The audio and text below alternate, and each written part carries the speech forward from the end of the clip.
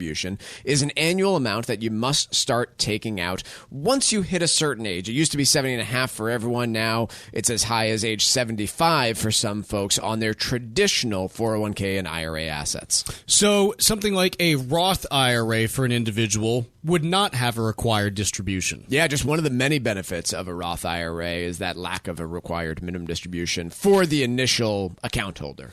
When you talk about how to figure out how much your required distribution is going to be, how do you determine what that amount is once you hit the age at which you qualify for them? Talk to a professional, I think, is my answer, because it is pretty complicated. But the IRS publishes this giant table about uniform life expectancies, and then you have to, compare your age to the table, compare it to your year-end balance, and come up with that dollar amount. And that dollar amount is the one that has to be withdrawn by the year end of that year. The guide is titled Frequently Asked Questions About RMDs, and the way to request it is by calling 800-393-4001. Again, the guide is titled Frequently Asked Questions About RMDs, and that phone number to request it is 800-393-4001. The proceeding was paid for by Armstrong Advisory Group, a registered investment advisor. Nothing in the ad or in any Armstrong guide is specific financial, legal, or tax advice. Consult your own financial, tax, and estate planning advisors before making any investment decisions. Armstrong may contact you to offer investment advisory services. We are the Debt Destroyer Network. Any debt you have, credit card, tax, student loan debt, call now for free information that helps you destroy your debt. It's great advice. Plus, when you make this free call now, we have Debt Destroyer experts ready to help. They can show you how to destroy your debt and get your life back on track.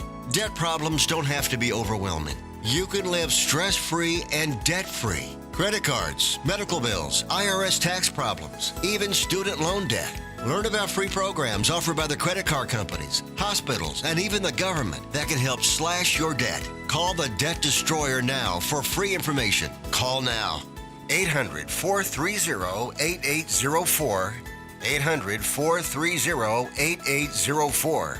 800-430-8804. Again, that's 800-430-8804. This Veterans Day weekend, help honor all who have served this country. Join us on Saturday, November 9th for the 9th Annual Disabled American Veterans 5K Boston. It's a run and walk to support the DAV Department of Massachusetts. Register now at dav5k.boston. For 40 years, Cancer Support Community has been a relentless ally for anyone impacted by cancer, with free services provided online and in person, with their newest location in Massachusetts.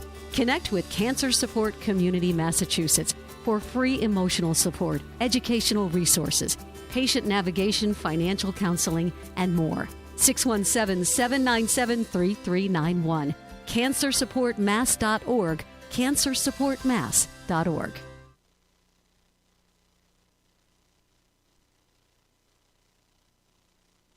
The Financial Exchange is produced by Money Matters Radio and is hosted by employees of the Armstrong Advisory Group, a registered investment advisor. All opinions expressed are solely those of the hosts, do not reflect the opinions of Armstrong Advisory or anyone else. Investments can lose money. This program does not offer any specific financial or investment advice. Please consult your own financial, tax, and estate planning advisors before making any investment decisions. Armstrong Advisory and the advertisers heard on this program do not endorse each other or their services. Armstrong and Money Matters Radio do not compensate each other for referrals and are not affiliated.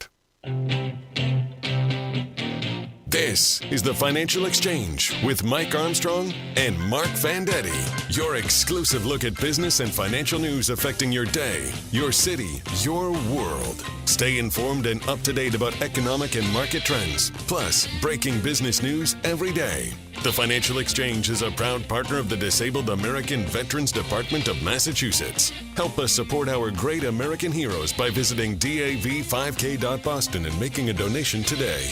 The DAV 5K Boston is presented by Veterans Development Corporation. This is the Financial Exchange with Mike Armstrong and Marc Fandetti. Good morning. Welcome back to the Financial Exchange. It is the Tuesday of a Federal Reserve meeting. They are in meetings today discussing policy. We will hear from Jerome Powell tomorrow at 2 p.m. 2 p.m. he starts speaking. 2:30. 2:30 p.m. he starts speaking, rather. And they will be releasing three important items here. One would be the headline, which is how much do they cut rates tomorrow, which is baked in. They will be cutting rates tomorrow, almost undoubtedly. They will be releasing their summary of economic projections, the SEP, and then there will also be prepared remarks and a Q&A that Jerome Powell does. And each of those, in and of themselves, are interesting pieces that, give you a sense of what the Federal Reserve is thinking. And so if you turn on any financial media today, my guess is the only thing you will hear, as we're looking at right now from Bloomberg, the Eversource ISI founder and chairman, for instance, saying, quote, "I'd be shocked if Fed doesn't cut by 50. You'll have somebody else on, I'm sure, next saying the Fed would be idiots to cut by 50 basis points. And I'm here to tell you that whether it's 25 or 50 is probably less impactful in most people's views than their projections about where things are and what they actually have to say about the state of the economy. Although, the 50 versus 25 will be what gathers all the attention and gets all the attention tomorrow afternoon. So why do we care? Well, the Fed controls or exerts a lot of control over very short-term interest rates. That's its main tool for speeding up or slowing down demand. Explain what you mean by very short-term interest rates. Short-term interest rates are rates on loans, say, less than a year. Think Treasury bills. The mechanism by which they control them, though, is what I'm thinking about. The Fed controls the money supply. Yep. I think we've all heard that, but it's hard to translate that into something meaningful. They do that by crediting banks with more reserves or taking reserves away. When you put the reserves into the system, the Fed allows banks to lower interest rates, basically. The Fed funds rate is their primary policy tool.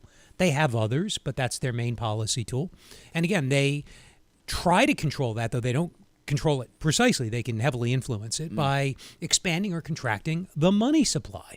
And they do that to goose or restrain demand, which in turn puts upward or downward pressure on inflation. It doesn't always quite work that formulaically, that mechanically, but that's the general theory, and it's been tested. You might think, why would somebody need to test that? It's common sense. Economists spent a lot of time, particularly in the late 80s, testing whether or not the Fed can actually influence short-term interest rates, and the answer is yes.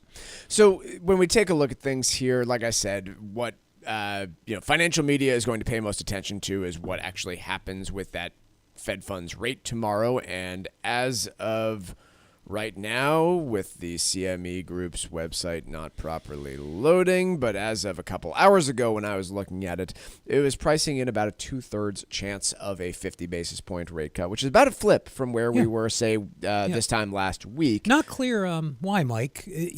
Let me first say, I asked the question, why do we care? We care because it should translate into lower credit card interest rates, though that'll depend obviously on your credit card and credit rating and and factors specific to you. Lower auto loan rates, they're tied to like the 5-year Treasury note. Yep. And again, that'll depend on factors specific to you. So lower savings rates. It should CDs. reverberate. Yeah, banks will very quickly lower rates on time deposits and CDs.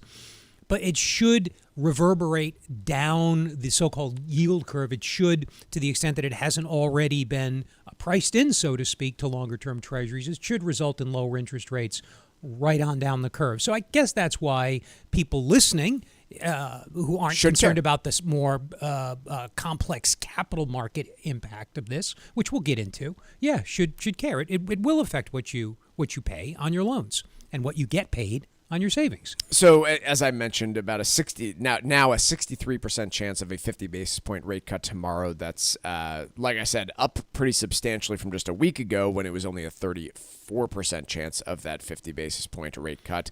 To answer your pondering of what's changed, well, I don't think we have any more information that would lead you to a 50 basis point rate cut. I think what's changed is Nick Timiraos, who's kind of referred to as the mouthpiece of the Federal Reserve when they can't speak, put out a number of pieces over the last few days alluding to a 50 basis point rate cut. And then you also had interviews with several former Fed chiefs, because the current Fed chairs cannot discuss anything with the media right now. They're barred from doing so. But you did have these others saying, hey, based on my opinion and my time at the Fed, I think the Fed will cut 50 basis points. And so that seems to be, in my view, the only thing that's turned things around. There's been no new data released on a weakening economy. That's what I was referring to. So this morning we got retail sales. Maybe you'll talk about that. We also got industrial production and capacity utilization, which the Fed follows closely. In fact, they produce those statistics. Industrial production is more or less output at the nation's mines, factories, exactly what you would think. That index is at its highest level of the current expansion. It's odd to me that people are talking about a jumbo cut in light of that. Now, you could say that's just one statistic. Capacity utilization, also relatively steady, not at its high. Capacity utilization, as the name suggests, is the percentage of its resources on average their resources that companies are using. How fully employed are your machines, more or less. Also at relatively stable levels. GDP growing at a healthy clip according to Atlanta Fed's GDP Now, which is as good as anybody's guess as a snapshot of where the economy is today. Unemployment, though, it's ticked up. Still very low by historical measures. You can go right on down the line. It's a little odd. Financial conditions, maybe we'll talk about those. There are various indices of so-called financial conditions a lot looser than they were a year ago. This is why it's odd to me, maybe it's just me, that the Fed is talking about an emergency size or jumbo. They're not calling it an emergency size, and they won't. But to me, 50 basis points. It's a big cut. They prefer to move more gradually. So why? Other than the market really seems to want it. Well, play real devil's advocate here. So I agree with you. Financial conditions, when you look at the overall published financial conditions index, and I know everybody's got slightly different ones, but generally speaking, looser than they were previously. Markets are up near all-time highs. But playing the other side of that coin, we have seen a nearly full percentage point increase in the unemployment rate. I think if you look at let's look at the 18-month low and the 18-month high for a moment here. I think May of 2023 got as low as 3.4, and July of this year got as high as 4.3. Yeah. When you compare that to other rate cutting cycles, you could argue that the Fed's a little bit behind the eight ball when you look at nearly a full percentage point uptick in unemployment, wouldn't you?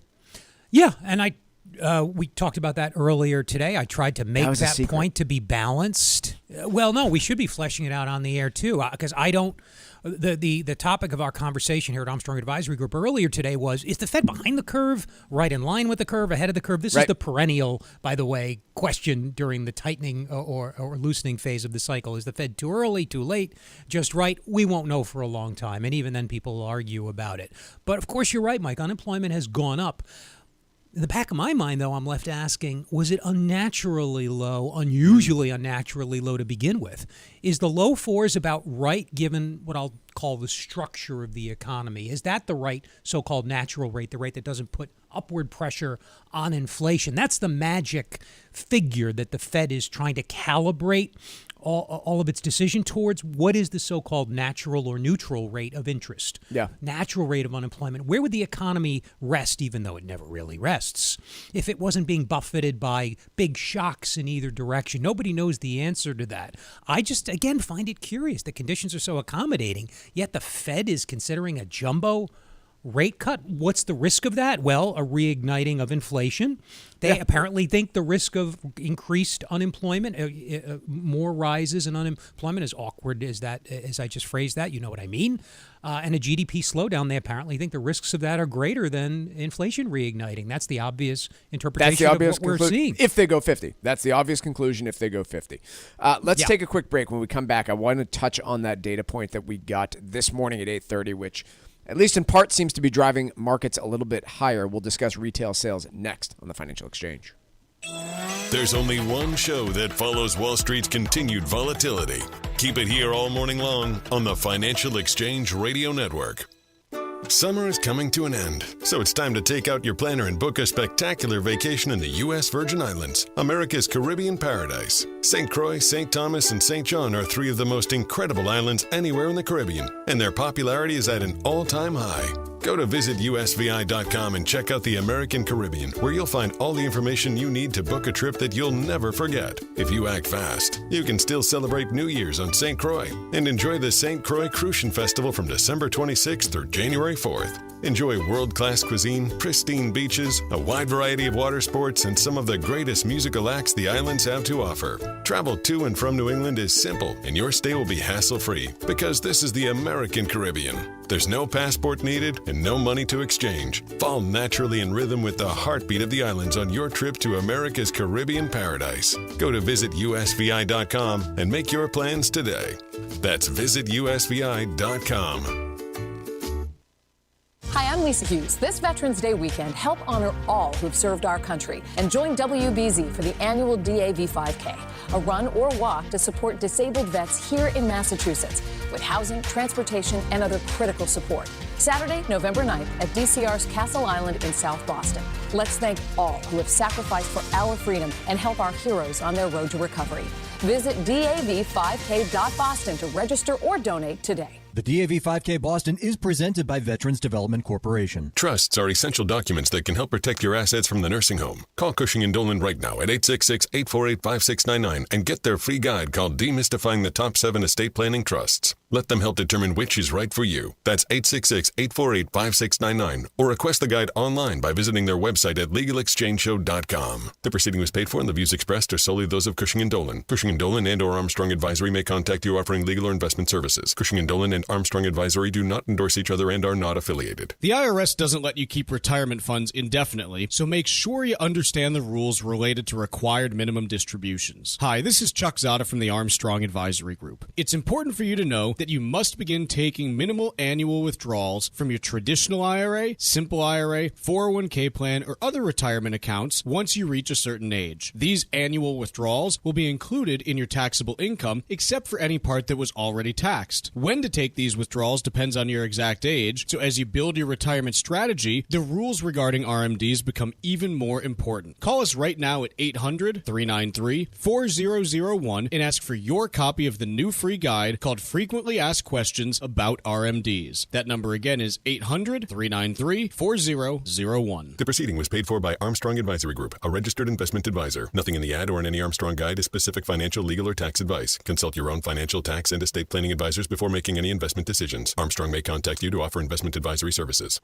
We are the Debt Destroyer Network. Any debt you have, credit card, tax, student loan debt, call now for free information that helps you destroy your debt. It's great advice. Plus, when you make this free call now, we have Debt Destroyer experts ready to help. They can show you how to destroy your debt and get your life back on track. Debt problems don't have to be overwhelming. You can live stress-free and debt-free. Credit cards, medical bills, IRS tax problems, even student loan debt. Learn about free programs offered by the credit card companies, hospitals, and even the government that can help slash your debt. Call the Debt Destroyer now for free information. Call now. 800-430-8804. 800-430-8804. 800-430-8804. Again, that's 800-430-8804.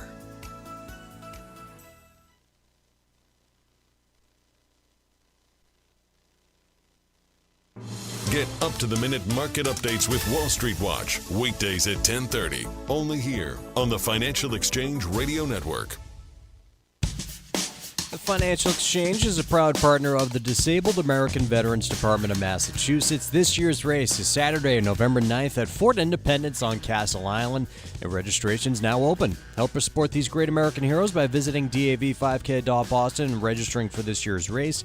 Your gifts will support a wide variety of initiatives like the DAV Transportation Program, which takes disabled vets to important medical appointments that supply both the physical and mental care they need. For more information or to make a donation, visit DAV5K.Boston. The DAV5K Boston is presented by Veterans Development Corporation. Do you two know what happens in 99 days?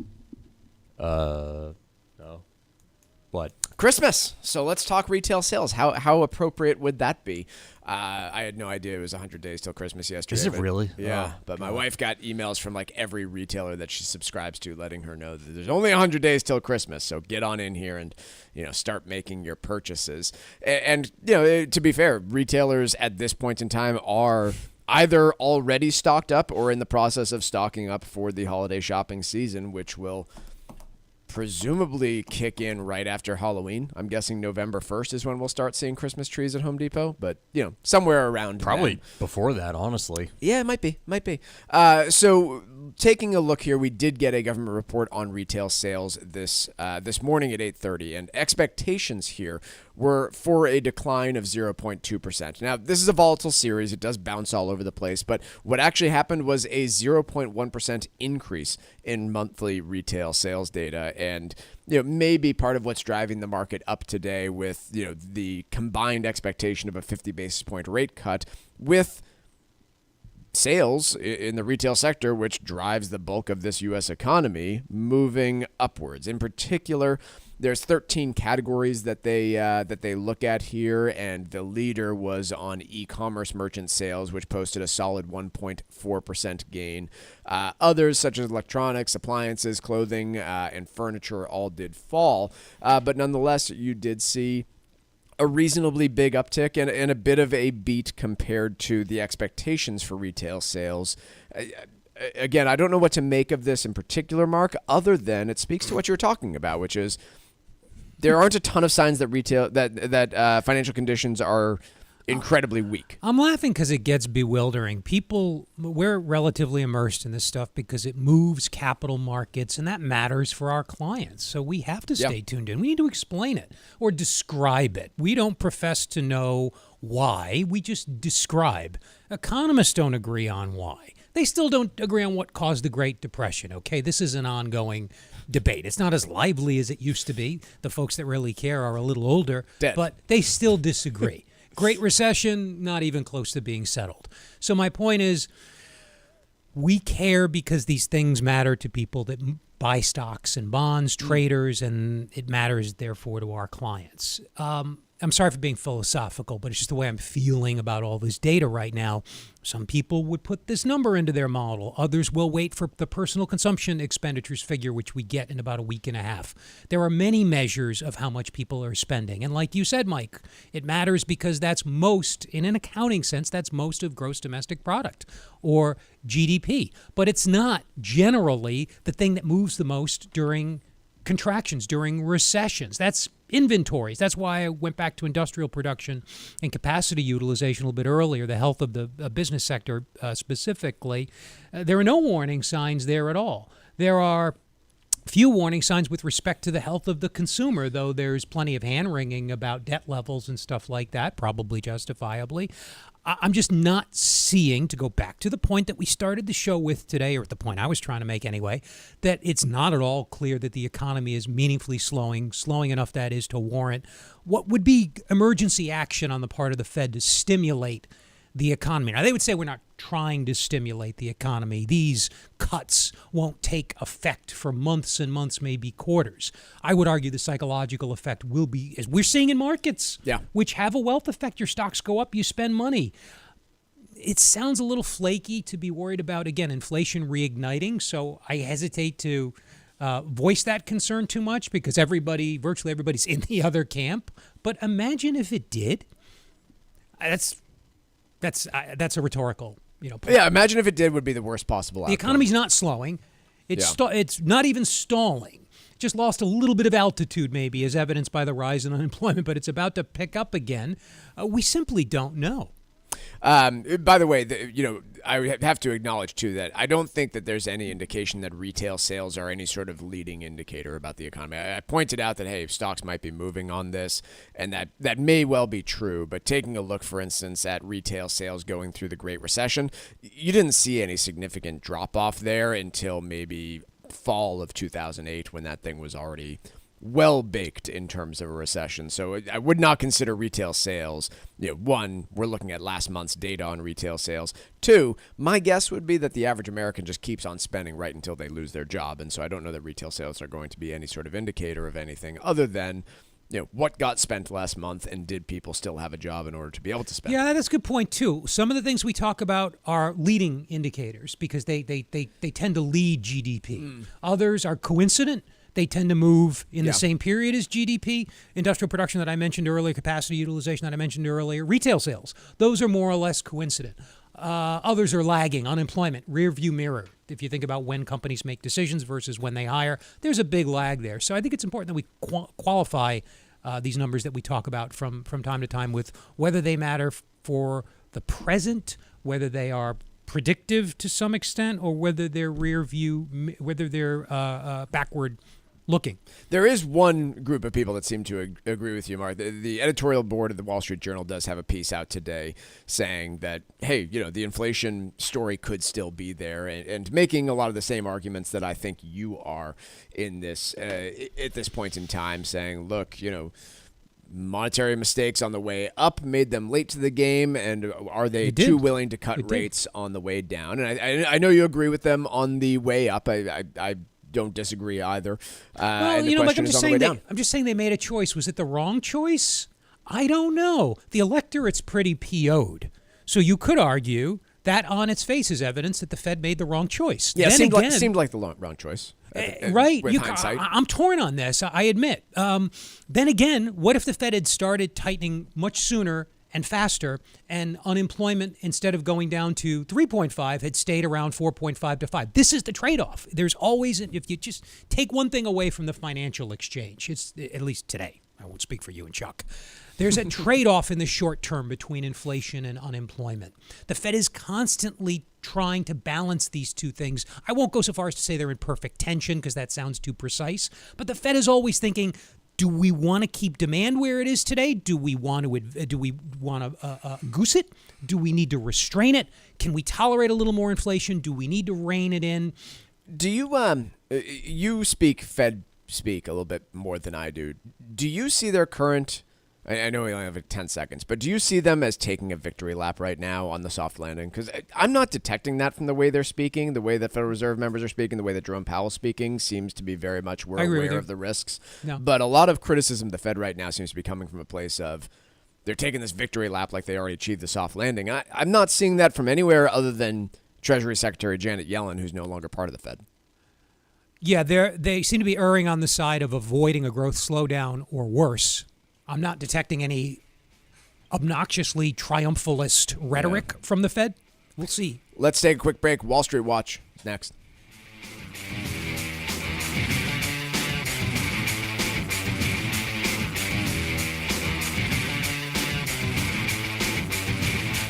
Like us on Facebook and follow us on Twitter @TFE Show. Breaking business news is always first, right here on the Financial Exchange Radio Network. Discover the fish and farm market at the Boston Fish Pier. Open every Saturday from 11 a.m. to 3 p.m. in Boston Seaport. From fresh seafood to juicy tomatoes and sweet corn to grab-and-go options, indulge in the peak of summer's bounty. Support local farmers and enjoy the freshest ingredients all summer long. Sponsored by Mass Farmers Markets, a nonprofit dedicated to championing farmers markets across Massachusetts. Find a market near you at massfarmersmarkets.org. This Veterans Day weekend, help honor all who have served this country. Join us on Saturday, November 9th for the 9th Annual Disabled American Veterans 5K Boston. It's a run and walk to support the DAV Department of Massachusetts. Saturday, November 9th at DCR's Castle Island in South Boston. Together, let's honor all who have sacrificed for our freedom. Register or donate now at dav5k.boston. That's dav5k.boston. Cardiovascular disease is the #1 killer of women, taking the lives of 1 in 3. That's more than all forms of cancer combined. For too long, heart disease and stroke have taken the lives of the women we love. But we're not giving up because we have something better, stronger, more powerful. We have each other. When we come together and go red, the more power we have against our greatest health threat. Visit GoRedForWomen.org today to learn more. Saving money in an IRA or a 401k can provide tax advantages and are excellent ways to help make sure you're financially prepared for retirement. Hi, this is Mike Armstrong from the Armstrong Advisory Group, and if you're nearing retirement, you need to be aware of the federal regulations regarding required minimum distributions. Once you reach a certain age, you must begin withdrawing money from these accounts. RMDs can influence which accounts to withdraw from first and how much you'll owe in taxes during retirement. If you need information regarding the rules related to RMDs, call us at 800-393-4001 and ask for your copy of our new free guide called Frequently Asked Questions about Required Minimum Distributions. RMDs are a core element to your retirement strategy, and this guide can help educate you on the rules related to them. That number again, 800-393-4001. The proceeding was paid for by Armstrong Advisory Group, a registered investment advisor. Nothing in the ad or in any Armstrong guide is specific financial, legal, or tax advice. Consult your own financial, tax, and estate planning advisors before making any investment decisions. Armstrong may contact you to offer investment advisory services.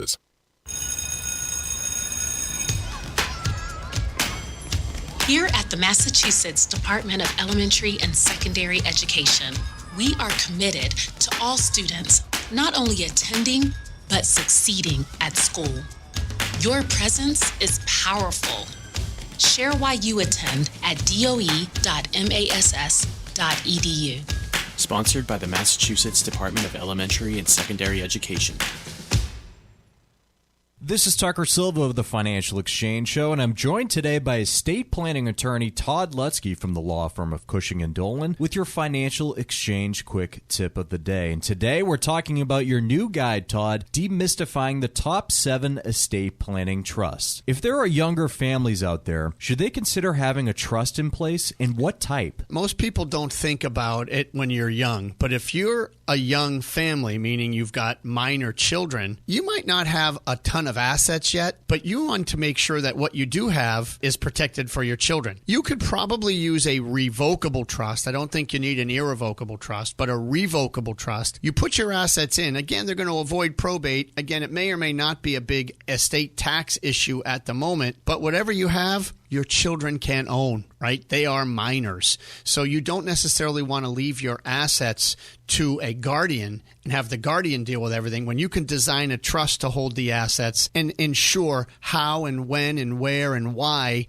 they get these assets. Just pick the right trustee, put the language you need in the trust to control it for those children, and the trust will accomplish that task. So just because you're young, folks, doesn't mean you shouldn't think about your estate planning. Sometimes it's not all about the money and the probate and the taxes, but more so about the family behind the estate plan. The estate planning experts at Cushing & Dolan have been helping families like yours for more than 30 years, and they have written a brand new guide called Demystifying the Top 7 Estate Planning Trusts. Call right now for your free copy, 866-848-5699. That's 848-5699, or you can request it from their website, legalexchangeshow.com. The proceeding was paid for, and the views expressed are solely those of Cushing & Dolan. Cushing & Dolan and or Armstrong Advisory may contact you offering legal or investment services. Cushing and Armstrong do not endorse each other and are not affiliated.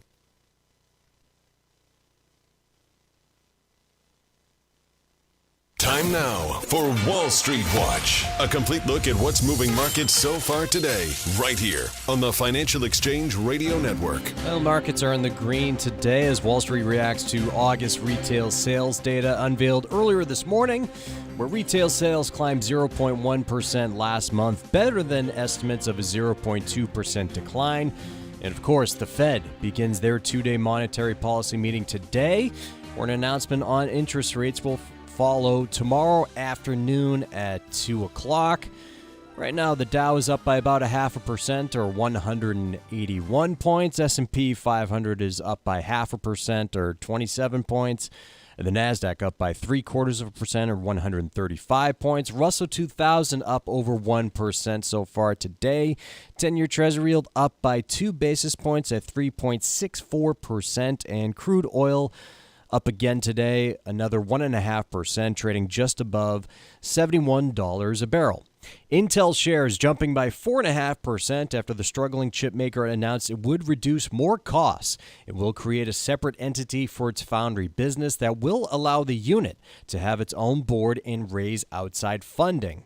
Separately, Intel also agreed to a multi-billion-dollar agreement with Amazon's cloud computing arm. Meanwhile, Microsoft up by 1.5% after the tech giant said it would hike its dividend by nearly 11% and begin a new stock buyback program of up to $60 billion. Elsewhere, Meta Platforms came to terms with Ray-Ban maker EssilorLuxottica, extending the Facebook and Instagram parent company's venture into smart eyewear. That stock is up by about 1/3%. And Flutter Entertainment, parent company to online sports betting company FanDuel, announced it will acquire Italian gambling company Snaitech from Playtech in a deal valued at nearly $2.6 billion. Flutter shares are currently up by 3%. I'm Tucker Silva, and that's Wall Street Watch. Tucker, before today, have you ever heard, what were those companies named? Flytech, Snake? No, the answer is no, Mike. Flutter, Snaitech, and Playtech? Yeah. Yes. I'm impressed that you managed to rattle all that off with a straight face. That was pretty good. Yeah, I don't even know if I pronounced them correctly. You could have made up all of those. Thanks for pointing it out. You could have made up all of those, and I would have had no idea. Flutter Tech. I would encourage you to do that every once in a while, just to see if I'm paying attention. Keep you on your toes. Yeah. I thought he was having a stroke. I didn't know what. I thought it was gibberish. But he's a young guy. I figured he would recover fast, so I didn't call anybody. I just blacked out what happened. It was brilliant, Tuck. CNBC's on the phone. They want you today. Yeah. According to Mortgage News Daily, in October of last year, specifically October 19th of last year, you had the 30-year fixed-rate mortgage hit a cycle high of 8.03%. That's the average new mortgage that was being issued on October 19th, 8.03%.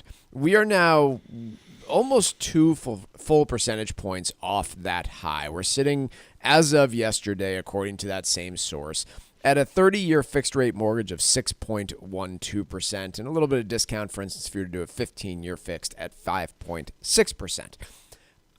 I would just logically kind of expect here that, hey, if you were to tell me in the fall of last year that mortgage rates were about to drop by almost a full 2 percentage points, that you'd see an uptick in housing demand, maybe more home sales, maybe more lines out the door for open houses. And we've kind of been continuing to buck that trend in what has been an, kind of perpetually strange housing market over the last few years. And I struggle to get at the psychology of it all. According to Altus Research, Mike Simonson comes on the show every once in a while. You're seeing more and more home sellers that are just withdrawing their listings, saying, we had this home for sale, but not getting the price that we want. So rather than lowering, we're just going to take it off the market. And I don't know, continue to have this mismatch of number of sellers and interested buyers right now. It's not resulting in price declines. The sales that are going through are continuing to hit new records, but this continued mismatch, and it makes me just kind of wonder, is there a magic interest rate at which buyers become interested in again? Is it just a long and steady, pace at which finally these homes do eventually get sold? Or is there some, we've talked about the self-fulfilling prophecies of believing that prices are going to go up or go down. And if you're a buyer out there who just has this fundamental belief that rates will eventually go down, does it become some sort of interesting self-fulfilling prophecy where, home purchases just don't go through because everybody expects the cost of transacting to go down in the future? My answers to your questions are yes, no, yes, maybe, yes, and no.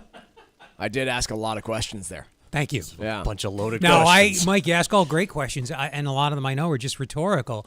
Two things come to mind, and again, I'm feeling a little maybe philosophical today. Good. One is, you can't hold everything else constant when you give an opinion. This is a common. This distinguishes. Forgive me for sounding a little snooty, but this distinguishes professionals from like armchair types. Yep. They say, interest rates will come down. It's going to be good for housing. Thanks a lot.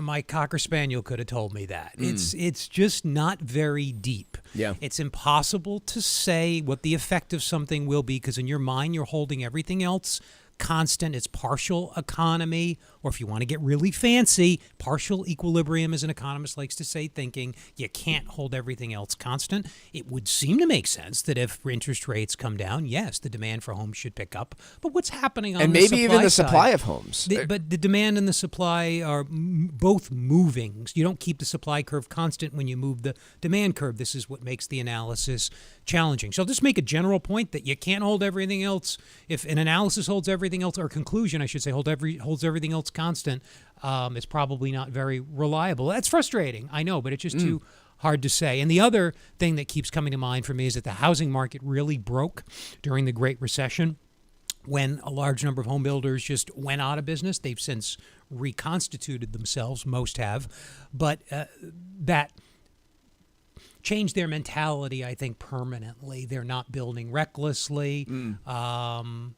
And as a result, we've got these supply issues, this coupled with stubborn local regulations, which, by the way, I would defend in my own area. I don't want multifamily housing cropping up everywhere either. But Proud, the housing market, proud NIMBY across the table. I am. I admit it. I don't want, and I defy anybody to tell me, that they genuinely, that they do want multifamily housing all over the place because they feel bad for other people. Baloney. I like the quality of living in my neighborhood. I don't want it to change. That's why I bought there. All that said, again, housing market broke, fundamentally changed in 2008, and it's still, I don't know if recovering's the right word, but still evolving maybe is a better word. Yeah, and the breakage there, to be clear, we can debate what caused it, what the effects were, but I mean, one of the effects was pretty clearly that we produced significantly fewer homes in the decade following the Great Recession compared to every built decade like 6 prior million to. too many going into it. But even if you go take a look at decades before that, right? If you go take a look at home construction in the 2010s decade compared to the 1990s or other periods of time, to my knowledge, we still pretty significantly underdeveloped homes during that 2010 decade compared to almost any normalized period of home construction in the United States. So yeah, the right way to answer that question, and I can't do it here in real time, would be to look at the old trend and then see where we were relative. It's not hard to do, but I can't do it in 30 seconds. I don't know, but I suspect you're probably right. We're below trend. If the excess hadn't happened and the Great Recession hadn't happened, we'd probably have more homes right now. We built too much, said differently, in the 2000s, and then overcompensated in the opposite direction. So, I mean, why it all matters, aside from those, there's thousands probably, people listening right now who want to be in a home, want to buy a new home, might want to sell and buy a home. But, one of the big reasons it matters in my mind, too, is that the idea with lowering interest rates is that it stimulates economic activity compared to higher interest rates. And we have this example here where we've seen rates decline by 2 percentage points. It wasn't the Fed's doing, it was market related, but the interest rate on mortgages has declined by almost 2 full percentage points. And I don't think you can really look at any of the data in the real estate world and say, oh yeah, look at all this additional activity that was generated via lower interest rates. And so I question, okay, is it because we haven't hit that magic number yet? And if the Fed keeps going, we will eventually get to that magic accumulation of economic activity and housing.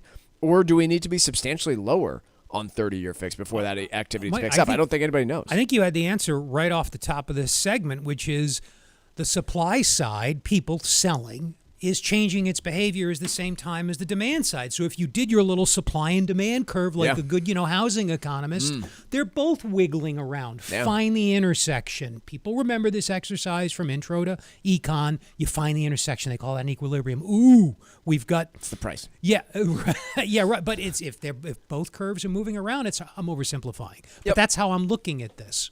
And you made this point early on. So let's take a quick break. When we come back, I want to talk a little bit further about that question of lower interest rates. When and where will we see it pick up economic activity? Will we, or is it just a potentially false narrative there? Quick break. We'll be covering that next on the Financial Exchange.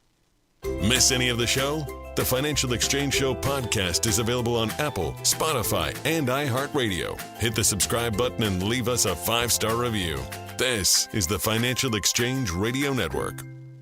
The IRS doesn't let you keep retirement funds indefinitely, so make sure you understand the rules related to required minimum distributions. Hi, this is Chuck Zada from the Armstrong Advisory Group. It's important for you to know that you must begin taking minimal annual withdrawals from your traditional IRA, simple IRA, 401k plan, or other retirement accounts once you reach a certain age. These annual withdrawals will be included in your taxable income, except for any part that was already taxed. When to take these withdrawals depends on your exact age, so as you build your retirement strategy, the rules regarding RMDs become even more important. Call us right now at 800-393-4001 and ask for your copy of the new free guide called Frequently Asked Questions About RMDs. That number again is 800-393-4001. The proceeding was paid for by Armstrong Advisory Group, a registered investment advisor. Nothing in the ad or in any Armstrong guide is specific financial, legal, or tax advice. Consult your own financial, tax, and estate planning advisors before making any investment decisions. Armstrong may contact you to offer investment advisory services.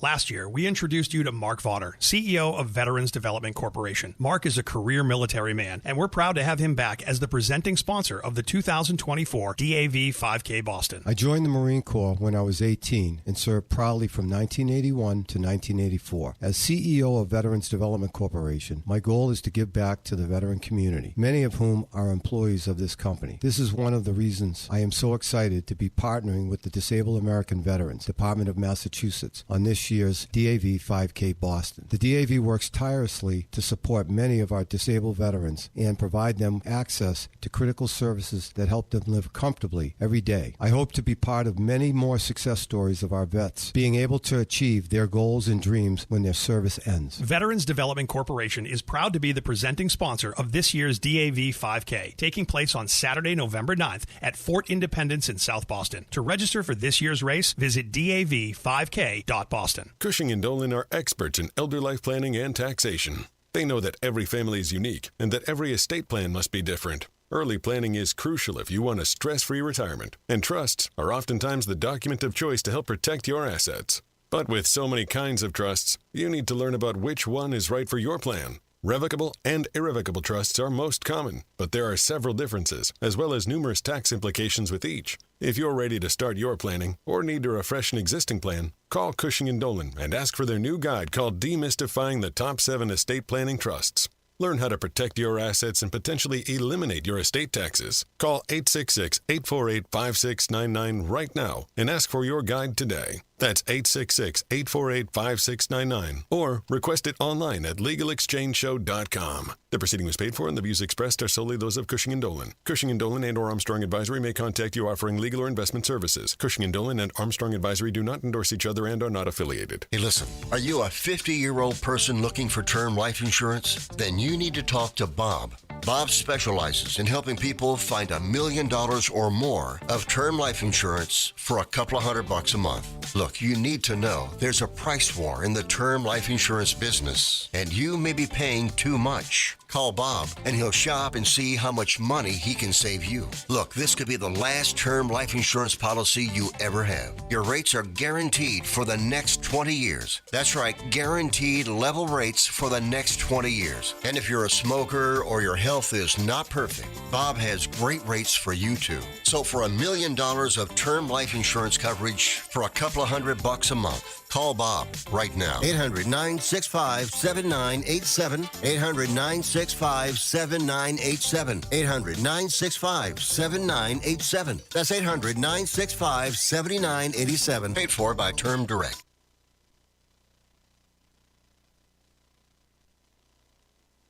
Text us 617-362-1385 with your comments and questions about today's show, and let us know what you think about the stories we're covering. This is the Financial Exchange Radio Network.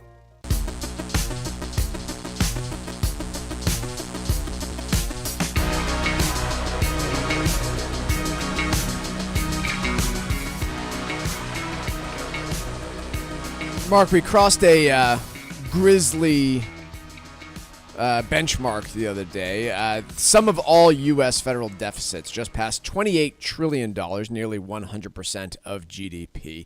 If Congress does nothing over the next decade, then total debt just with regular current spending and tax levels are estimated to climb by another $22 trillion through 2034.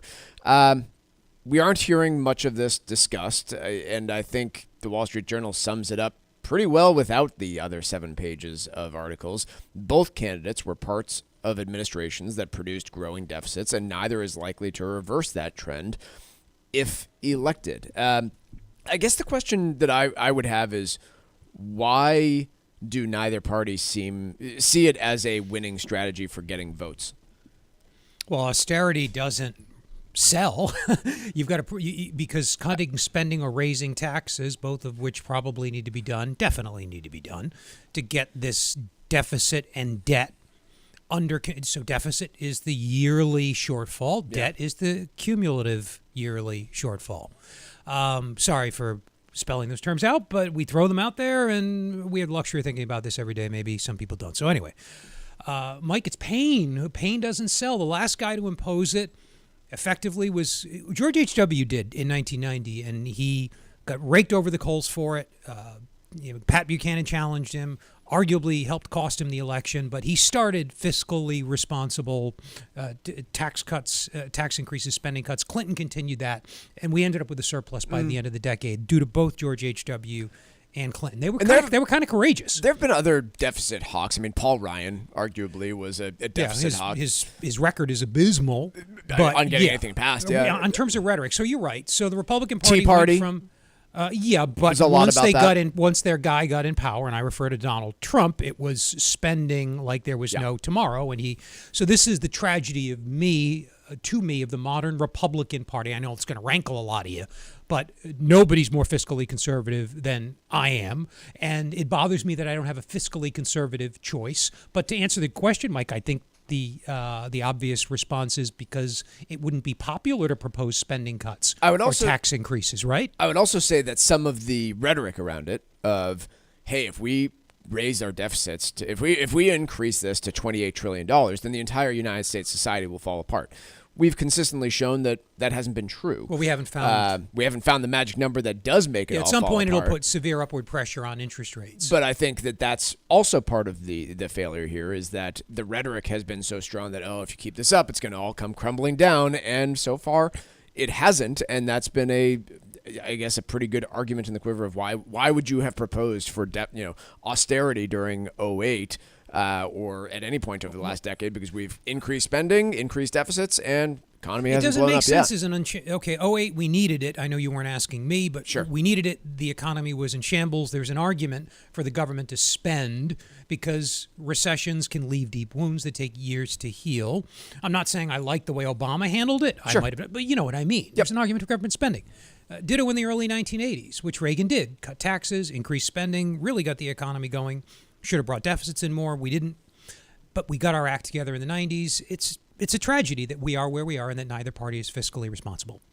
Summer is coming to an end, so it's time to take out your planner and book a spectacular vacation in the U.S. Virgin Islands, America's Caribbean paradise. St. Croix, St. Thomas, and St. John are three of the most incredible islands anywhere in the Caribbean, and their popularity is at an all-time high.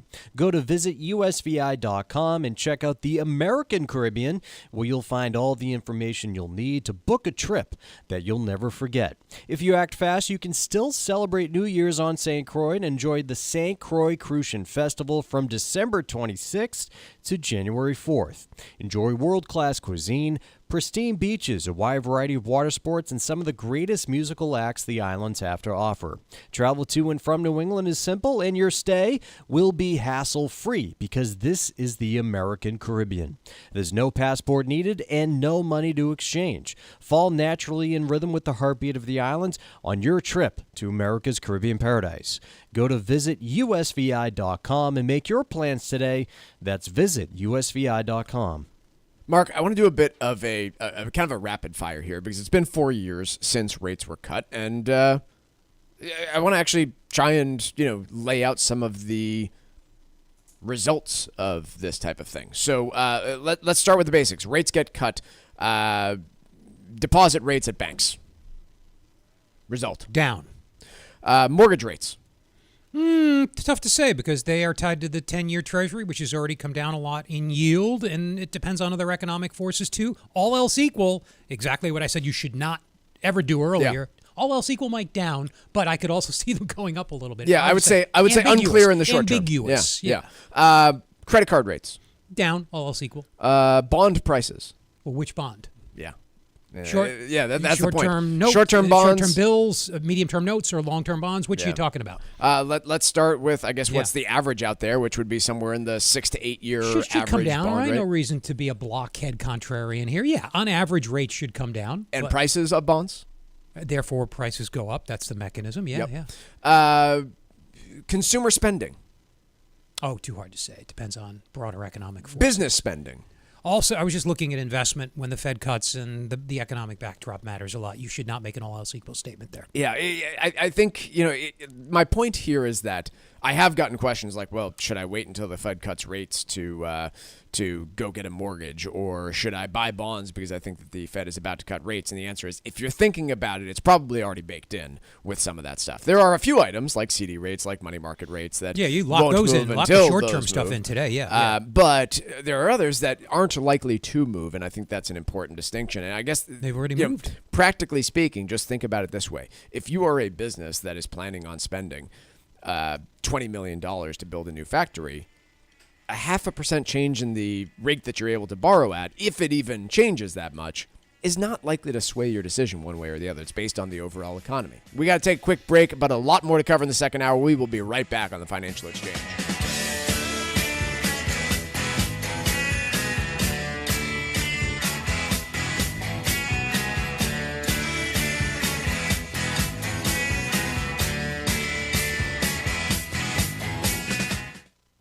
Despite overwhelming support from Democrats and Republicans, time is running out for Congress to pass the AM Radio for Every Vehicle Act, which will keep AM radio in cars. Text AM to 52886 and ask Congress to bring this bill to a vote now. AM radio is too important to let this moment pass us by. Message and data rates may apply. You may receive up to 4 messages a month, and you may text STOP to stop. This message furnished by the National Association of Broadcasters.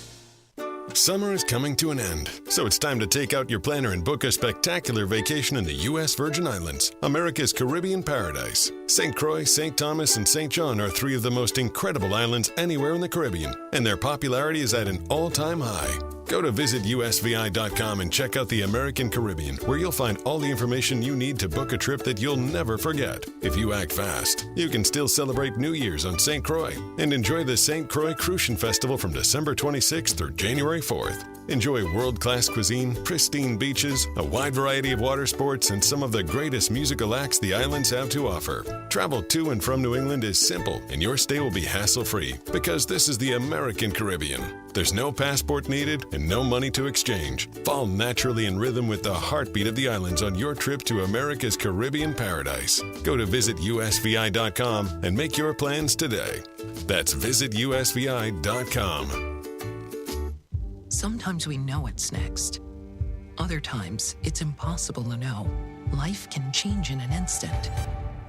Don't be caught standing by the next time someone's heart stops. Knowing CPR gives you the ability to act and takes you from bystander to lifesaver.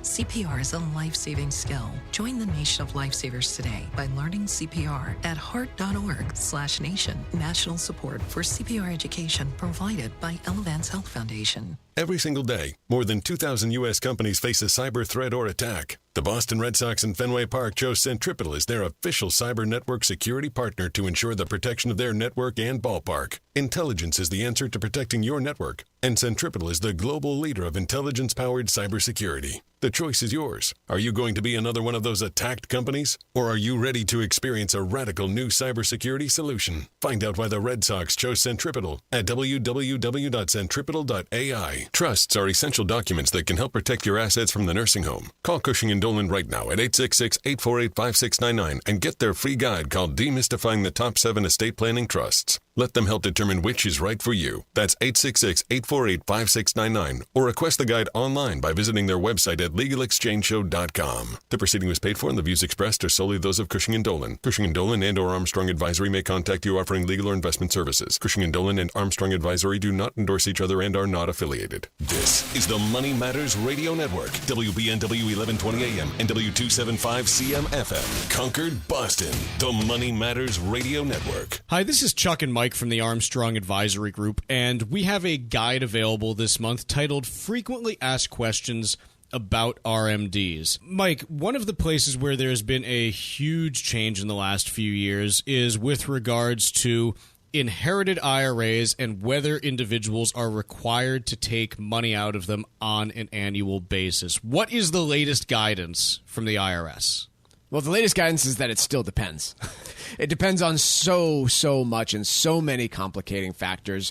Were you married at the time that you passed away? What's the age difference between you and the person who passed away? Are you older or younger? When did the person pass away? I could go on at length here, Chuck, but there are a lot of complicating factors. But generally speaking, yes, you are going to be subject to a required minimum distribution in most cases when you inherit a retirement. And for someone who is inheriting a retirement account from someone other than a spouse, there also is this 10-year period with which you must exhaust the account completely, so you're going to have to end up having all of that come out as taxable income, even if your RMDs don't satisfy that 10-year requirement. Yeah, they really like to complicate this, and so you've got two competing formulas in there at all times about what you have to do with a retirement account that's inherited. Really, really complicated stuff, Joe. It's a really complex issue. If you like to learn more about this topic, the guide again is titled Frequently Asked Questions About RMDs, and the way to request it is by calling 800-393-4001. That guide again is titled Frequently Asked Questions About RMDs, and the phone number is 800-393-4001. The proceeding was paid for by Armstrong Advisory Group, a registered investment advisor. Nothing in the ad or in any Armstrong guide is specific financial, legal, or tax advice. Consult your own financial, tax, and estate planning advisors before making any investment decisions. Armstrong may contact you to offer investment advisory services. Are you retired like me and you just found out you owe the IRS a ton of money? Well, what would your life be like if they took your retirement savings away from you? They can do it and your property. If you owe the IRS back taxes or you haven't filed in a while, the tax relief line is here to help you. They can stop the IRS from taking your retirement savings. If you qualify, you could have your tax bill reduced to zero. That's right. If you're retired and you owe the IRS a lot in back taxes, you could have your entire tax bill reduced to zero due. The IRS has now hired thousands of new employees, so they're ready to come after you. Don't let them take your retirement savings or property. Make this free call now. 800-251-2153. 800-251-2153. 800-251-2153. That's 800-251-2153. Discover the fish and farm market at the Boston Fish Pier. Open every Saturday from 11 a.m. to 3 p.m. in Boston Seaport. From fresh seafood to juicy tomatoes and sweet corn to grab-and-go options, indulge in the peak of summer's bounty. Support local farmers and enjoy the freshest ingredients all summer long. Sponsored by Mass Farmers Markets, a nonprofit dedicated to championing farmers markets across Massachusetts. Find a market near you at massfarmersmarkets.org. Hi, I'm Lisa Hughes. This Veterans Day weekend, help honor all who've served our country and join WBZ for the annual DAV 5K, a run or walk to support disabled vets here in Massachusetts with housing, transportation, and other critical support. Saturday, November 9th at DCR's Castle Island in South Boston. Let's thank all who have sacrificed for our freedom and help our heroes on their road to recovery. Visit DAV5K.Boston to register or donate today. The DAV 5K Boston is presented by Veterans Development Corporation. Protecting your assets is your most important financial responsibility, and irrevocable trusts can help you. Keep your assets safe from probate and the nursing home by calling Cushing & Dolan right now at 866-848-5699. Get their new guide called Unlocking the Power of Irrevocable Medicaid Trusts. That's 866-848-5699, or request it online by visiting legalexchangeshow.com. The proceeding was paid for and the views expressed are solely those of Cushing & Dolan. Cushing & Dolan and or Armstrong Advisory may contact you offering legal or investment services. Cushing & Dolan and Armstrong Advisory do not endorse each other and are not affiliated. For 40 years, Cancer Support Community has been a relentless ally for anyone impacted by cancer, with free services provided online and in person, with their newest location in Massachusetts. Connect with Cancer Support Community Massachusetts for free emotional support, educational resources, patient navigation, financial counseling, and more. 617-797-3391. CancerSupportMass.org. CancerSupportMass.org.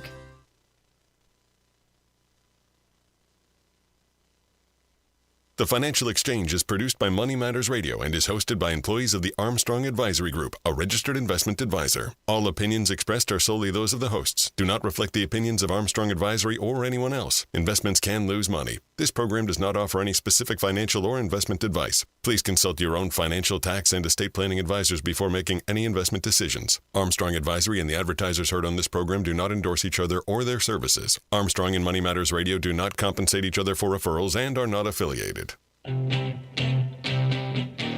This is the Financial Exchange with Mike Armstrong and Marc Fandetti. Your exclusive look at business and financial news affecting your day, your city, your world. Stay informed and up to date about economic and market trends, plus breaking business news every day. The Financial Exchange is a proud partner of the Disabled American Veterans Department of Massachusetts. Help us support our great American heroes by visiting dav5k.boston and making a donation today. The DAV 5K Boston is presented by Veterans Development Corporation. This is the Financial Exchange with Mike Armstrong and Marc Fandetti.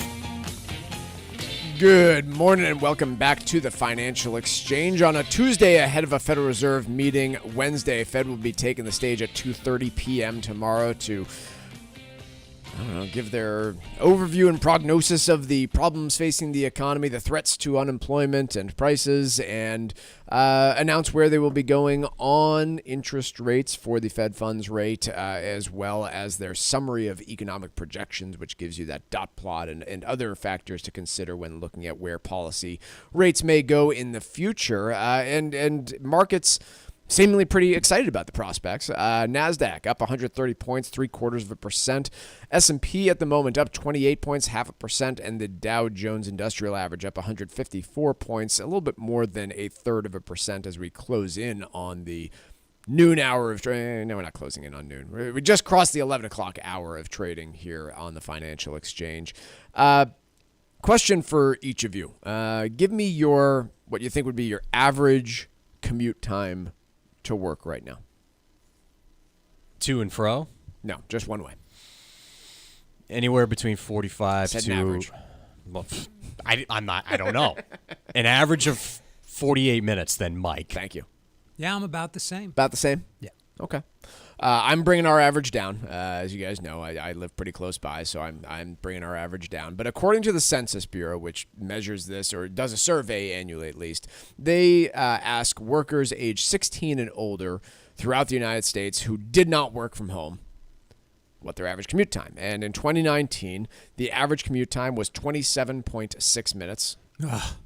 The average in 2021 was 25.6. We didn't measure this in 2020, as you can imagine, because there wasn't a whole lot of commuting going on. What happened? 25.6 in 2021, 26.4 in 2022, and climbing up to 26.8 minutes in 2023. Yeah, thanks, Joe Biden. I'm looking at the trend since 2021. Got it. Dump that on him too. Way to go, Mr. President. According to this data, at least as of 2023, commute times had not yet eclipsed where they were in 2019, which... Oh, sorry. I do wonder where they are in 2024. We don't have survey data on this yet, but it certainly seems to me as though it's busy. Traffic patterns have maybe changed. Tucker agrees. Tucker agrees. It's been a nightmare this week. See, waking, especially nightmare. Today. Yeah, today was bad. See, I have a tough time knowing. It's tough for me to put myself back in my 2019 shoes. I lived in a different place. In either case, my commute was pretty short. But was it? Would it have been longer for Marc Fandetti to drive here? Well, Tucker, you've been doing it easily since 2019. Do you consider the commute now to be noticeably longer on average than it was back then? Due to traffic, yeah. I mean, I'm one of the 6 a.m. drivers, and pre-pandemic, the roads were, for the most part, relatively quiet. And post-pandemic, for some reason, a lot of people shifted to traveling in that time. Yeah, see, I don't know why. That's the thing that I was going to point out and notice as well, is that I can't speak to whether or not I think average commute times have gotten longer. And according to the Census Bureau, they have, in fact, shortened. But what I have noticed is, with a high degree of certainty, is that there is more traffic at other times of the day that wasn't previously there. Yeah. And I think that's been due to other documented. work People's patterns. schedules have shifted. Have. Work's gotten a little more flexible. I bring all of this up because Amazon made some headline news yesterday when Andy Jassy, the CEO, said that he is now expecting workers to return to the office 5 days a week. They had been on a 3-day-a-week schedule previously. He's saying, we're scrapping that. We're going back to 5 days a week. You're expected to be here every single day. I'm certain that there will be exceptions. I'm sure Andy Jassy himself works remotely quite a bit. But nonetheless, saying, hey, this is going to be the expectation going forward. And obviously, the more of these that occur, the more I expect those commute times to go up. And I guess the piece where, assuming we're getting back close to an economy that looked a lot like 2019, I would actually expect commute times to be well above where they were in 2019, like Tucker is describing, because my sense is that there's a lot of people that relocated during that 5-year time period, and a lot of them chose to relocate a little bit further away from work on average. How many New Yorkers did you know that lived in Manhattan that said, I'm getting the hell out of here, but I'm still going to work for the same employer, and I don't need to go in quite as frequently? I don't know that maybe all of them returned back, but my brother's an example of this. Lived on the island of Manhattan, moved out during COVID, now still lives pretty close by. He's in Brooklyn, but that still increases your average commute time by quite a bit, going from a walkable commute to one in which he needs to take the subway on a regular basis. And so I wonder how much of that there is, and will we see these noticeable effects when we start looking at the overall average commute times, because this is our experience here in the Northeast, right? It's not necessarily the case everywhere, and there's documentation that, hey, in California, traffic patterns are a lot less bad than they were in 2019. All I know is every year since 1997 or so, I've been saying, commute's going to get better. We'll have a recession. It'll wash a lot of this out. There'll be more people at home. It'll be fine. I guess I was assuming I wouldn't get fired, which didn't happen, thank God. Yeah. But still, every year you say it's got to get better at some point. It can't. We'll put in more rotaries. We'll think of something. You know what we got to do? Flying cars. An extra lane on the highway. That'll do it. Extra lane on the highway. Let's shut it down for 7 years to build an extra lane. I'm for that. And that'll did we do? Did I miss that at some point? I know LA. We've done it LA on tries that a lot. We've done it on 128 several times. No effect. Yeah. LA too. It just brings more people on. For those of you listening outside of this specific Boston metro area, 128 is the old name for the 95 that circles Boston. And notorious for traffic these days, pretty much all times a day. The other one that everybody's looked at is, well, they'll just finally make some improvements to the public transit system, and we'll get all those cars off the road for that purpose. That one hasn't worked terribly well either from what I've seen so far. Yeah, look, the economy is still, this goes back to the point you were making about the Fed at the opening here. We talked about it in the last hour, but for benefit of Providence and Portland and the Portlands and other stations that have just joined us, the Fed is trying to strike a balance between two forces that are really in perfect tension in the short term: inflation and unemployment. I bring this up because the unemployment element of the trade-off is manifested in traffic.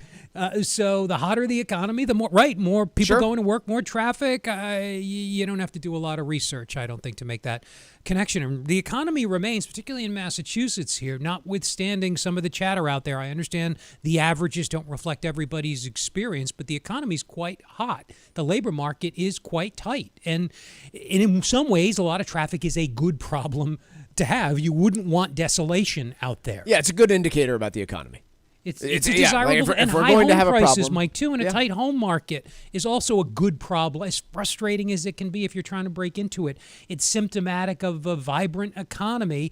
Maybe some spacey regulations too, archaic restrictions on building and stuff like that. I don't want to oversimplify here, but these problems that make life inconvenient during rush hour, during peak hours, are in some ways indicative of a vibrant economy and good problems to have. You wouldn't want to go to Toledo. I don't want to insult any particular jurisdiction. You probably know the city I was going to say. Toledo, huh?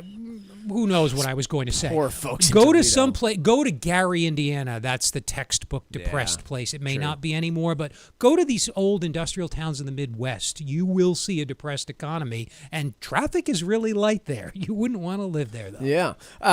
In other corporate news, Intel, I think the second or third worst performing stock in the S&P 500 this year, as to date down about 53% for the year, is taking steps to further, well, cut costs, but really separate his two businesses over at Intel. So Intel made up of two different pieces. One would be their chip design business. The other would be their actual manufacturing business. Seemingly looks like steps being taken to eventually spin one of these off and have two standalone entities, one that actually manufactures the chips and one that actually designs them and gets the contracts with the big companies to say, hey, Amazon, we're going to be designing the chips for your next generation of cloud computing and storage. I wonder at the advantages to all of this. I mean, certainly markets seem to be valuing chip designers differently than chip manufacturers right now, and so there could be some competitive advantage there. They seem to be speaking to the ability to get funding, specifically on the chip manufacturing process more easily, maybe if you're a pure play manufacturer. I'm not sure. Maybe that's becoming a government utility. We need foundries here. Government's going to subsidize them effectively. Yeah. Very different economics, very different, as you pointed out, valuation practices attached to the finding the right price. So it's the NVIDIA model, is it not? You and Chuck know a lot more about individual companies than I do, but they don't make, they design. Right. Maybe there's a fine line there. So why not? The other cautionary tale I point here is what it also could be is a distraction. Hey, our business sucks right now. You know what we should do? Engineer something that looks different. Oh, I don't think it's theater. I mean, it's necessary disruption. Yeah, there might be a little bit of theater to it. Yeah, but these changes seem quite real. Yeah, they're absolutely making them. They're absolutely making those changes. I just always call into question, okay, why now? Well, why now is because our stock's down 50% and shareholders are demanding change. Will this actually result in a net benefit to shareholders? Time will be the only real tell of all of that, but Intel has, I think, inarguably made a number of missteps over the last 5 years in terms of predicting where the market is going in terms of chips. Let's take a quick break. When we come back, a little bit of trivia here next on the Financial Exchange.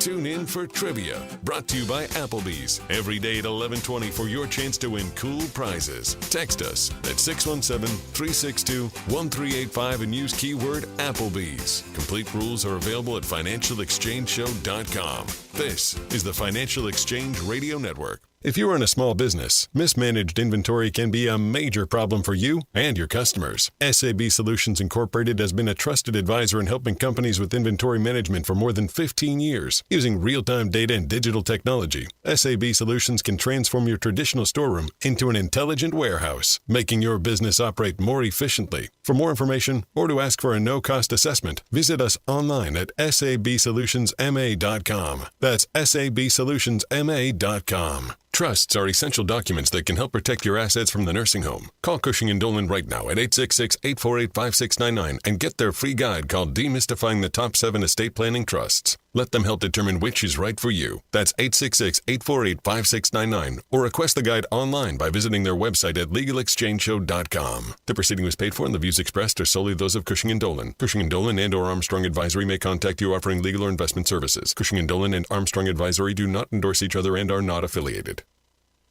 Summer is coming to an end, so it's time to take out your planner and book a spectacular vacation in the U.S. Virgin Islands, America's Caribbean paradise. St. Croix, St. Thomas, and St. John are three of the most incredible islands anywhere in the Caribbean, and their popularity is at an all-time high.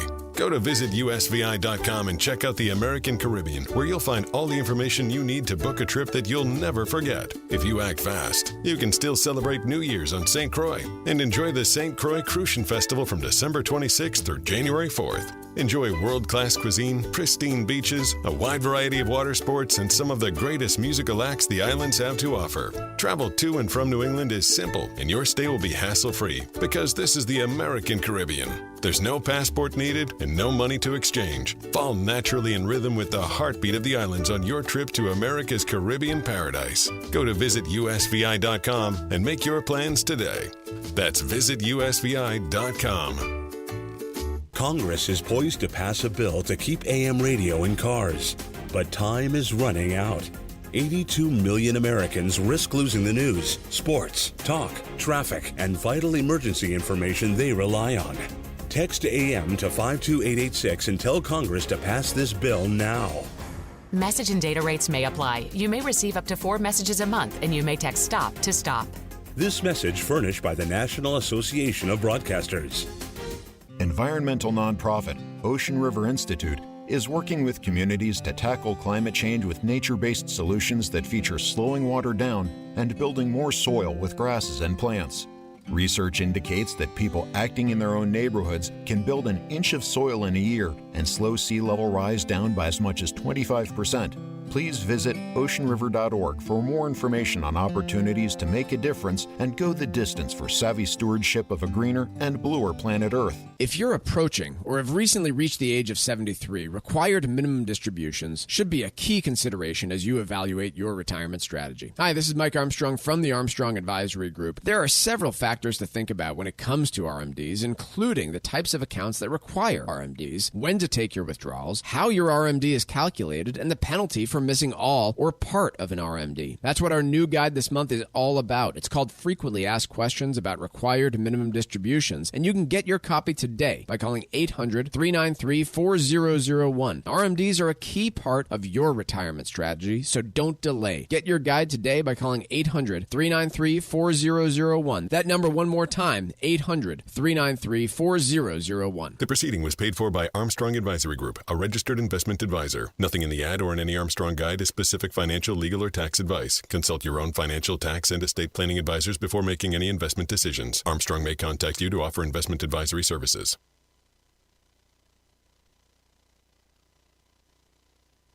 The Financial Exchange streams live on YouTube.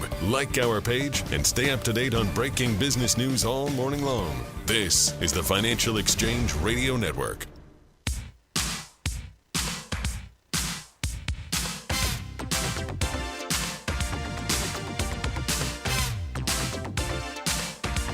All right, trivia is brought to you by Applebee's. Take your friends or family to any area Applebee's and enjoy half-price late-night appetizers after 9 p.m., including boneless wings, spinach and artichoke dip, and warm pretzels dipped in beer cheese. And don't forget to join Club Applebee's to enjoy exclusive deals and specials. You'll get a free appetizer just for signing up. Now, that's eating good in the neighborhood. Void where prohibited. Dine in only. Well, on this date back in 1787, the U.S. Constitution was signed by delegates at the Philadelphia Convention. Trivia question today. How many amendments does the Constitution have? Once again, how many amendments does the Constitution have? Be the third person today to text us at 617-362-1385 with the correct answer. You can win a Financial Exchange Show t-shirt and be registered to win a $100 gift card to Applebee's. Be sure to include the keyword Applebee's in your text, and we'll give away that Applebee's gift card on Friday's show. 617-362-1385. And the third correct response will be our winner. See complete contest rules at financialexchangeshow.com. I learned something new today, Mark. According to Catherine Edwards, a columnist for Bloomberg? Yes. Bloomberg. One of the few things Democrats and Republicans agree on these days is that it's past time to raise the federal minimum wage. Did you were you aware that Democrats and Republicans agreed that it's past time to raise minimum wage? I don't. Yeah, I was. That's part of the tragedy of the Republicans having no economic principles anymore, Mike. Sorry for editorializing, but it's the sad truth. I generally wasn't aware that J.D. Vance had they're big on any legislation of higher populist, minimum wage. harebrained populist economic policy. They have fully embraced. Now, why am I critical of the minimum wage? Because it may not do any harm, but it's no way to get people out of poverty. Every economist, every labor economist knows this. Some would argue that I'm oversimplifying, that maybe there are cases where it can help, but you want to help get people out of poverty.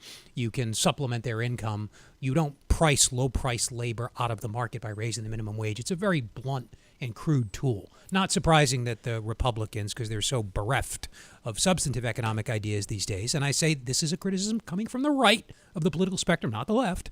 Not surprising they would embrace this. Yeah, I mean, obviously Democrats embrace it and want a much higher minimum wage. Always. They want You to expect see that a from minimum them. wage attached to some combination of inflation or median wages or a number of different ideas that are out there, more similar to, say, how Social Security is priced and dealt with when it comes to inflation. That's been a policy point to the Democrats for years. Yeah, easy fix. Yeah, I mean, business pay. To me, I tend to look. There's how many states have a higher minimum wage than the federal? I think it's Vast probably a majority. There's of only a them handful now. that don't. So a federal minimum wage is probably not all that relevant in terms of bringing wages up across the country. I think I looked in New Hampshire. There were fewer than maybe 5,000 people working for the federal minimum wage in New Hampshire, where they don't have a state-run minimum wage. And so, I don't know, I go back to, rather than focusing on something that is really difficult to deal with, like the federal minimum wage, there could be other areas where if you want to bring up wages, just use the rules that are already on the books. Like, I get really frustrated, I guess, when I see, for example, remember a few years ago when there were a bunch of big restaurants that were illegally employing child labor right around here. They were having, teenage kids working until midnight, mopping floors and dealing with like all sorts of stuff that was federally illegal on the child labor laws and pretty, subjective, pretty objectively, shouldn't have been done. And they got off with like a little slapper on the wrist. Likewise, how many farming and different areas of the meat processing sector employ undocumented labor right now. And when was the last time we saw anyone go into prison for doing so? I think those are more common, more other ways there are already rules on the books to say, hey, you want to bring up wages? Then make sure jobs are getting done by people that are actually eligible to do those jobs rather than injecting a new minimum wage in there. Yeah, it's a quick and easy and I guess politically attractive solution. It makes you sound sympathetic, but the hard solution is you help people improve their skills, make them more productive. That productivity moves in lockstep with wages. Yeah, I'm just. But that's long term. It's not an election. You can't put that on a bumper sticker. It's not a great election year slogan. It's just disappointing that neither major political. You don't have a choice these days economically. Yeah, you don't have a choice. If you're a fiscal conservative, Mike, you just don't have. Forgive me for repeating myself. I'll say it one more time. You don't have a choice in this election. No, I think it's tougher for me to argue that there's actually broad support across the Republican Party in Congress for a higher minimum wage. You're right. There are some really free the top market of the people ticket. left there. It's really the you're top right, of the there ticket are. situation. Yeah, no, you're absolutely right. Thank you for clarifying that. I was being a little bit unfair. Judges are reviewing the case against TikTok. This went to court, I think, just yesterday, and initially at least expressing some skepticism in TikTok's argument against a U.S. ban. But TikTok has an interesting but uphill battle here where they're trying to make the argument that we, as a corporation, regardless of who our owner is, we're a corporation that is licensed and doing business in the United States, and so therefore we have some right to free speech, which is documented. Corporations these days do have a constitutional right to free speech.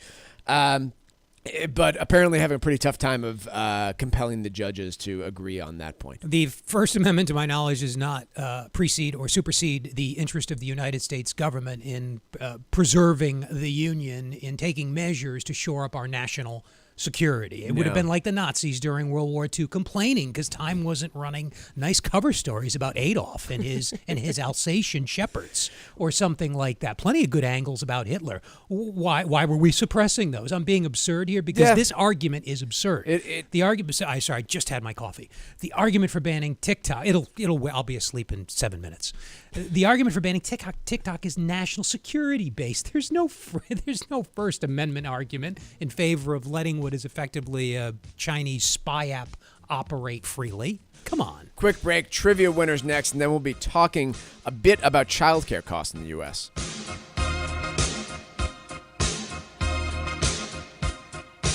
Bringing the latest financial news straight to your radio every day. It's the Financial Exchange on the Financial Exchange Radio Network.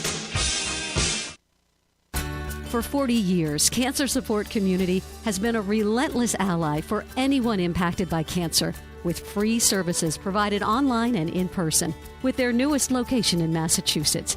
Connect with Cancer Support Community Massachusetts for free emotional support, educational resources, patient navigation, financial counseling, and more. 617-797-3391. CancerSupportMass.org. CancerSupportMass.org. We are the Debt Destroyer Network. Any debt you have, credit card, tax, student loan debt, call now for free information that helps you destroy your debt. It's great advice. Plus, when you make this free call now, we have debt destroyer experts ready to help. They can show you how to destroy your debt and get your life back on track. Debt problems don't have to be overwhelming. You can live stress-free and debt-free. Credit cards, medical bills, IRS tax problems, even student loan debt. Learn about free programs offered by the credit card companies, hospitals, and even the government that can help slash your debt. Call the Debt Destroyer now for free information. Call now. 800-430-8804. 800-430-8804. 800-430-8804. Again, that's 800-430-8804. Discover the fish and farm market at the Boston Fish Pier. Open every Saturday from 11 a.m. to 3 p.m. in Boston Seaport. From fresh seafood to juicy tomatoes and sweet corn to grab-and-go options, indulge in the peak of summer's bounty. Support local farmers and enjoy the freshest ingredients all summer long. Sponsored by Mass Farmers Markets, a nonprofit dedicated to championing farmers markets across Massachusetts. Find a market near you at massfarmersmarkets.org.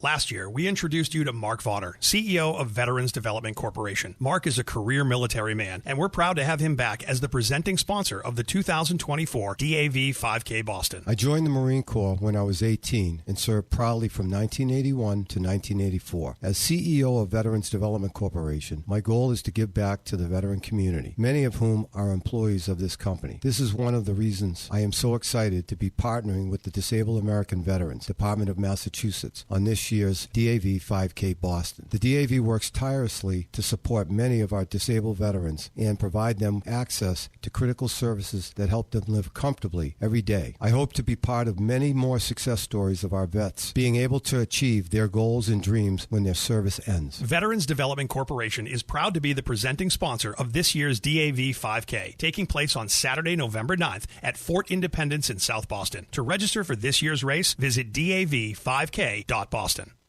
This is Tucker Silva of the Financial Exchange Show, and I'm joined today by estate planning attorney Todd Lutzke from the law firm of Cushing & Dolan with your Financial Exchange quick tip of the day. And today, we're talking about your new guide, Todd, Demystifying the Top 7 Estate Planning Trusts. Now, do you lose control if you transfer your assets to an irrevocable trust in order to protect them from long-term care expenses? Well, that's great when you mention that irrevocable trust, but limit it to the kind of trust where you're protecting it from the cost of long-term care. Because as the guide says, there's 7 different kinds of trusts that we're trying to demystify. And there's also many kinds of irrevocable trusts out there, not just one type. So many people think there's just one type. But this particular type, where you're trying to protect it from the cost of long-term care expenses, the answer is no. You do not lose control over your assets. There's a whole spectrum of control with irrevocable trusts. And this one, you keep about 95% control. Like, you can live in your house, you can sell your house, you can buy another house, you can invest your money, you can manage your money, you can collect the income. Even the tax liability of these trusts are designed to be at your own rate. In other words, they are grantor trusts. You don't even pay any higher income taxes when you have this irrevocable trust. So this kind of trust, folks, you keep control and you protect your assets from the cost of long-term care. Call right now for your free copy of Cushing & Dolan's comprehensive guide titled Demystifying the Top 7 Estate Planning Trusts. It will help you determine what type of trust is right for you and your family. Call 866-848-5699. That's 866-848-5699. Or you can request it from LegalExchangeShow.com. The proceeding was paid for, and the views expressed are solely those of Cushing & Dolan. Cushing & Dolan and or Armstrong Advisory may contact you offering legal or investment services. Cushing & Armstrong do not endorse each other and are not affiliated.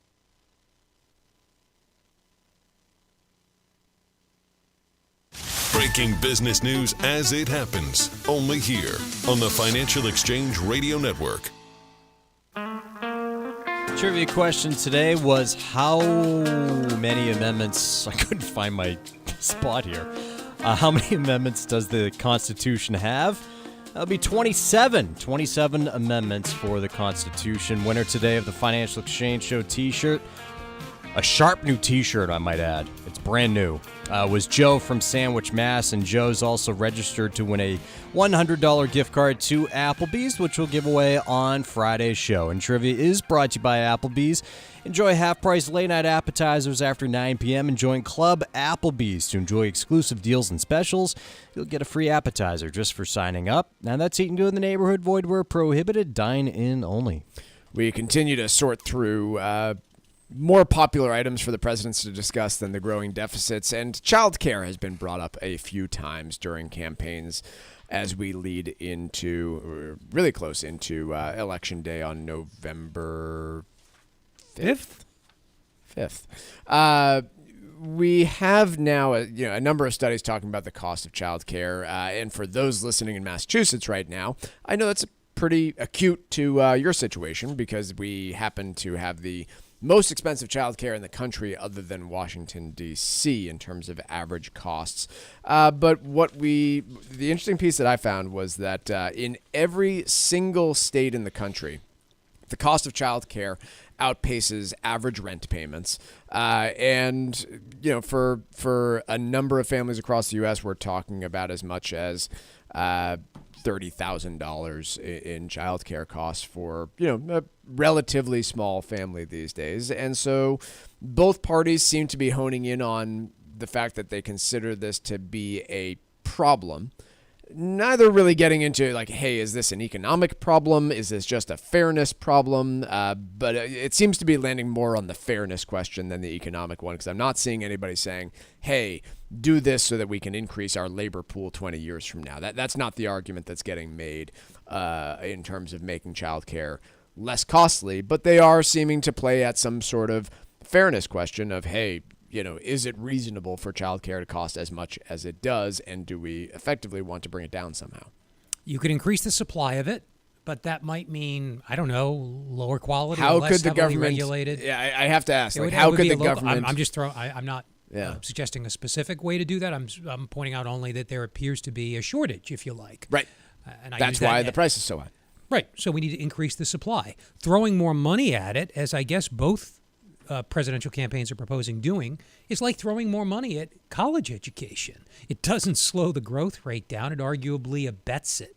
Yeah, I completely agree. A child tax credit, while, I'll put my hand up, I'll gladly take 3 of them, will not bring down the cost of childcare. It will probably bring it up further because parents will have more money to spend on childcare. Plain and simple. Maybe that's not as direct as a subsidized student loan, for example, but pretty. I'm not saying don't do directly. it, by the way. It's clearly an urgent and immediate need. I'm saying only that the issue seems to be on the supply side. You can't do anything about the demand side.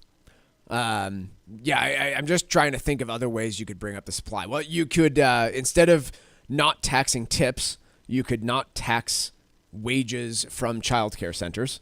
That seems as random and obscure as the argument for tax on tips. But for reasons we talked about the other day, though, when we talked about the direct and indirect effects of raising the wage, there's a substitution effect, which means you work more. There's an income effect, too, as an economist would remind us, which means, people need to work fewer hours to reach their goals. I don't know what the net effect of that would be. Probably more supply, but again, this is a supply-side issue, Mike, and I don't know what the fix is here. You could... obviously, I don't know.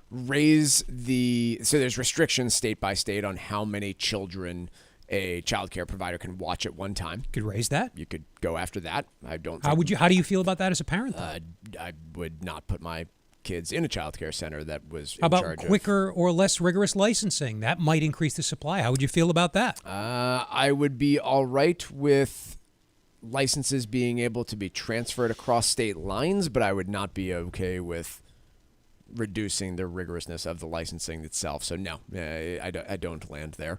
So yeah, I mean, if you're a parent out there, think about why it costs so much.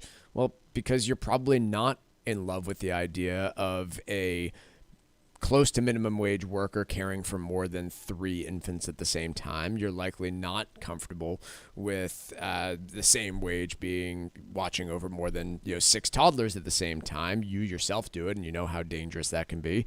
And so that's why it costs so much around here. Is rent is incredibly expensive, wages are incredibly expensive, and we have pretty strict rules when it comes to how childcare is provided. And so it is this expensive. And so, yeah, I mean, to answer the question, like, how do you increase supply at the government level? I guess you could do something funky with the taxation on tips, or you provide some sort of tax credit for opening and operating daycare centers. Yeah, make it easier for them to borrow and expand their operations. I don't know. I haven't heard a proposal along those lines. Again, the solutions I think I think those are better. Side. I think those are better solutions, like we talked about, than just a child tax credit. A credit for businesses that offer daycare on site. Something I'm sure. Obviously, I don't entirely know what I'm talking about here, if at all. So take this with a grain of salt. This is just off the top of my little head. Yeah. But induce businesses to offer on-site daycare. They've got scale there. Mm-hmm. Yeah. I don't know. I don't. Yeah, like I said, I don't have all the answers, but I do. I think I can easily conclude that if the solution is to provide a larger tax credit for parents of young children, then all else equal, cost of childcare increases as a result. Can I just say, we just came up with 5 to 7 decent ideas that might be worth exploring off the top of our heads in 2 minutes, unrehearsed on the air. A major presidential candidate, when asked about this a week ago, couldn't come up with anything. I don't know. I guess maybe that's harder to do than. It's just not as complicated as we think. But I do have to take a step back here, and I don't want to be completely self-serving. It does seem preposterous to me that it's this costly to provide childcare. It certainly keeps some parents throughout the country out of the labor force, and that is a real trade-off. But I continue to say, don't get looped into the idea that it's going to fix all of our problems with birth rates and things along those lines by offering these types of subsidies. Even if it was a solution, it would take years. Absolutely. To reap the benefits. Folks, want to talk to you about big events coming up on the Financial Exchange in the month of October. 2 of them, live broadcast from the MGM Springfield on October 8th. We'll also be doing one from the Margaritaville Hotel and Resort on Hyannis on October 24th. First, on the MGM Hotel in Springfield. Again, that's Tuesday, October 8th. We're going to be broadcasting from the hotel, which is directly connected to the casino. There's free parking in the MGM lot. You'll simply take the elevator down to the casino floor, and it's a short walk to the hotel from there. When it comes to the Margaritaville Hotel and Resort in Hyannis, again, that one's October 24th. Ed Lambert will be joining us. He's the host of the XTK Morning Show. But full schedule events here. We'll be doing the live broadcast of this show, the full 2-hour show from those venues on October 8th and 24th, followed by a live seminar hosted by the Armstrong Advisory Group. We're going to be talking about the presidential election. We're going to be talking about the policies both candidates have proposed, what it might look like when it comes to taxation, when it comes to real issues that you, the voter, will face ultimately, depending on the outcome of this election. There are 2 ways to sign up. You can go to our website, armstrongadvisory.com/events, fill out a form associated with the event you'd like to attend again on October 8th and October 24th. October 8th is Springfield. October 24th is down in Hyannis. Or you can call us. We'll help you sign up ourselves, 800-393-4001 to attend either of the 2 events. But again, the website, armstrongadvisory.com/events. The proceeding was paid for by Armstrong Advisory Group, a registered investment advisor. Nothing in the ad or in any Armstrong guide is specific financial, legal, or tax advice. Consult your own financial, tax, and estate planning advisors before making any investment decisions. Armstrong may contact you to offer investment advisory services. Paul, it looks like your home state's in danger of losing. Paul. What? You're not Paul? What's Honestly, your name? I wish I were. That guy's got more hair than any human being. I've heard the upper limit is 500,000 on the head, but we've done 6 segments. Sorry, calling him Paul. All right. I didn't have my extra cup of coffee. Marc Fandetti, your home state. Don't tell Paul you made that. Is in danger of losing an employer to Boston once again. Heard, Hasbro that's Toys. Sad. That's sad. My may former relocate. home state, your former home Massachusetts, state. yeah. Well, I mean, I've lived here for 26 years, but yeah, Rhode Island's where I was born and raised. What do we call proud that? to be from there. The state in which you were born and raised, I guess, is the answer there. But executives at Hasbro are allegedly mulling relocating the toy's giant headquarters from Rhode Island to Boston. Where are they in Rhode Island? Pawtucket. Pawtucket, okay. It's Pawtucket, Mike, for Pete's sake. Every time we talk about the city, you insert a syllable. Pawtucket. Which, between the Paw Sox and now potentially Hasbro, I mean... What's left? Yeah, that's kind of a question that I would have there. That city's fallen on some tough times. It was the home. It was arguably the kernel of the Industrial Revolution here in America. Since, I guess you could say, it hasn't maintained that lead in some ways. In other, I'm sure there are thriving businesses there we just don't know about. I can... kind of get it. I mean, if you're thinking about, hey, how do I attract employees and where do people want to be commuting to? I mean, personally, I wouldn't mind commuting down to Rhode Island. I'm sure it'd be a lot easier than going into Boston. But if you're thinking about, attracting 20-somethings to go work at your company in finance or accounting or design or engineering or website design, you can imagine how Boston might be a little bit more compelling place to get them to come. It depends on the quality of life, I guess, that you're looking for. Great airport, easier commute, although it can get pretty congested down there. Arguably some of the best food in the Northeast. So, especially Italian food. Yeah. Let's take a quick break. When we come back, a bit of stack roulette on the Financial Exchange. The Financial Exchange Show podcast drops every day on Apple, Spotify, and iHeartRadio. Hit that subscribe button and leave us a 5-star review. You're listening to the Financial Exchange Radio Network. Last year, we introduced you to Marc Vaughter, CEO of Veterans Development Corporation. Marc is a career military man, and we're proud to have him back as the presenting sponsor of the 2024 DAV 5K Boston. I'm a proud member of a military family, including my father, Victor, and my brother, Timmy. Serving my country was one of the greatest achievements of my life, and it's why I choose to give back to this special community. My father built Veterans Development Corporation, and I am honored to continue his legacy of working to help many disabled veterans and their families. It also gives me great pleasure to once again be the presenting sponsor of this year's DAV 5K Boston. I hope that by sharing my story, many other disabled veterans will be able to reach their goals once they conclude their service. Veterans Development Corporation is proud to be the presenting sponsor of this year's DAV 5K, taking place on Saturday, November 9th at Fort Independence in South Boston. To register for this year's race, visit dav5k.boston. For 40 years, Cancer Support Community has been a relentless ally for anyone impacted by cancer, with free services provided online and in person, with their newest location in Massachusetts. Connect with Cancer Support Community Massachusetts for free emotional support, educational resources, patient navigation, financial counseling, and more. 617-797-3391. CancerSupportMass.org. CancerSupportMass.org. It happens all over Massachusetts.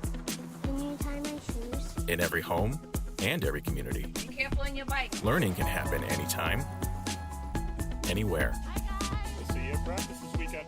And no matter how learning takes place in your family's life, DESE is there as your partner. The Massachusetts Department of Elementary and Secondary Education. Never stop learning.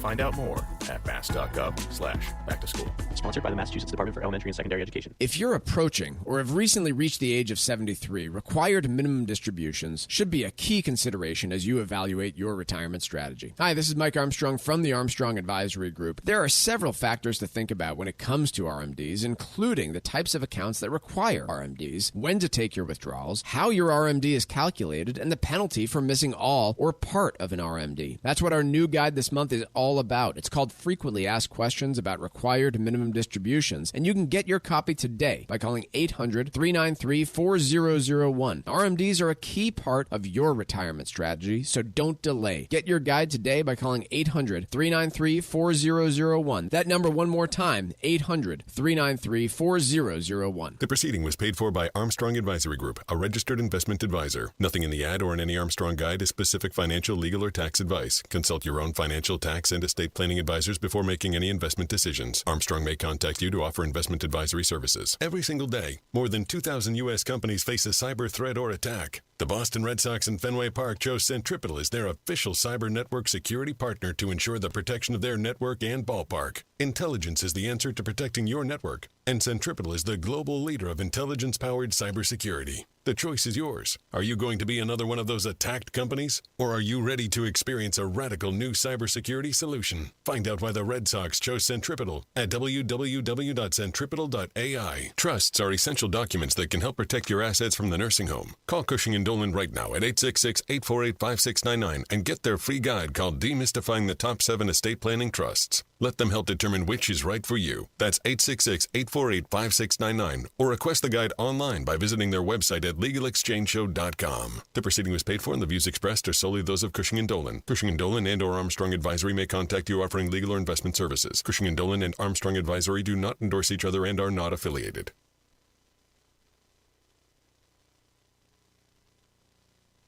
Miss any of the show? Catch up at your convenience by visiting financialexchangeshow.com and clicking the on-demand icon where you'll find all of our interviews and full shows. This is your home for the latest business and financial news in New England and around the country. This is the Financial Exchange Radio Network.